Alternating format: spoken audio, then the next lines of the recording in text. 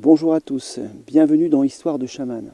Et je vous invite à partager ensemble des expériences qui me sont arrivées ici en terre de Brocéliande, terre d'histoire et de légende. Ces expériences vous permettent de passer du monde visible au monde moins visible, d'expérimenter par vos sens d'autres façons de percevoir qui vous pouvez être, parce qu'il y a plein de personnages dans l'existence. Et j'espère que nous allons partager des moments profonds, des moments joyeux aussi, c'est assez drôle en fait comme univers, et que ça va vous permettre de vous grandir à vous-même. Donc à tout de suite dans Histoire de chaman.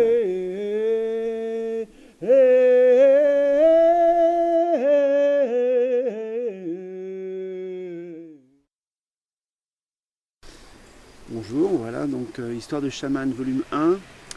C'est une histoire qui m'est arrivée il y a déjà à peu près 7-8 ans avec une de mes élèves et qui est une histoire assez amusante avec les esprits de la nature. Donc en fait cette personne était une personne que j'accompagnais et puis dans le travail qu'on a commencé à faire, j'ai entendu qu'il fallait qu'on aille dans la forêt, donc on a décidé d'aller dans la forêt tel que c'était indiqué.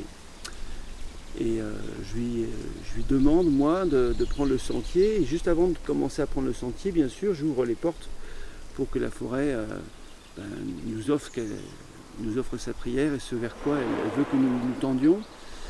Et en fait, voilà, quoi, au moment où elle rentre, elle, dans le sentier, parce que c'est une forêt que je connaissais très très bien, moi, il y a un petit lutin qui vient me voir et puis qui fait stop, comme ça. Bon, très bien. Il avait l'air, d'habitude je connaissais bien, c'était toujours le même, très farceur. Et donc j'attends un petit peu. Il y avait une barrière qui descend, en fait, exactement comme à une douane ou sur un parking. C'était vraiment très rigolo comme approche. Et donc la personne continue à descendre et je lui dis à la personne de, comme ça, de ne pas parler, rester en silence. J'avais déjà expliqué ça avant, puis là je reformule plusieurs fois. Parce que le lutin n'arrête pas d'assister sur ce fait-là. Bon, très bien. Donc, le travail se fait dans ce sens. Et elle descend donc tranquillement le sentier.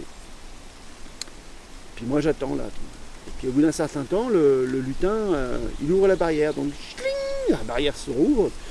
Et là donc je descends gentiment le sentier, moi aussi à mon tour. Et en fait, la personne avait pris 20-30 mètres d'avance sur moi. Et puis le lutin est à côté de moi. Et puis il chantait une petite chanson. Alors c'est très difficile d'imiter la voix d'un lutin qui vous chante une chanson, bien sûr, mais c'était vraiment quelque chose qui n'était pas du domaine que l'on connaît, nous les êtres humains. C'est pas quelque chose d'imitable, quoi. Et en fait,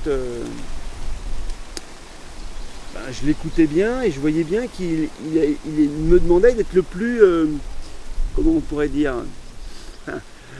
le plus calme, le plus silencieux possible, ne pas faire de bruit. Il avait vraiment la main sur la bouche. Donc je répétais ces précisions à mon élève qui se retournait une fois de temps en temps. Et puis elle continue à progresser dans cette forêt. Et puis le lutin chantait la petite chanson et il me demandait de chanter avec lui. Alors j'essayais de l'accompagner au mieux dans ce que je pouvais faire avec lui, quoi. Et puis à un moment donné, donc la personne qui est devant s'arrête. Et moi je lui mets le doigt sur la bouche comme ça, il ne faut pas parler, mais elle n'a pas pu s'empêcher de parler, cette personne, c'est bien dommage d'ailleurs. Et à ce moment-là, en fait, on a découvert qu'il y avait un faon qui était à côté de nous, qui était à 1 mètre caché dans les feuillages. Et dès qu'on a arrêté de chanter, en fait, avec le lutin, paf, alors qu'on faisait du bruit, on aurait pu penser que ça aurait été l'effet inverse qui serait produit, mais non. Et le chant a été brisé, en fait, la magie du chant du lutin a été brisée par cette personne qui a exprimé quelque chose qui n'était pas désagréable au demeurant, mais voilà, c'était pas ça ce qui était demandé. Et en fait, le faon donc s'est redressé, il est parti, et le lutin n'était pas content du tout, hein, il était vraiment, il était un petit peu déçu, quoi. Et puis j'ai compris qu'à ce moment-là, le petit chant qu'il m'avait proposé de chanter, tout ce qu'il avait mis en place, c'était vraiment pour nous encourager à comment on pourrait dire, à rentrer en relation avec les esprits de la nature, avec les animaux de la nature de très très près, à ne pas les déranger, et être très proche d'eux, quoi, très très proche d'eux, quoi. Voilà, donc C'est une petite histoire toute simple, mais qui est riche d'enseignements pour moi. Quand un esprit vous rencontre, même s'il est un petit peu farceur, un petit peu comédien comme ça, il a toujours quelque chose à vous raconter. Et voilà, je vous invite à, à être attentif à ce qui se passe à l'intérieur de vous quand vous rencontrez un esprit comme ça. Voilà, à bientôt, au revoir, ciao.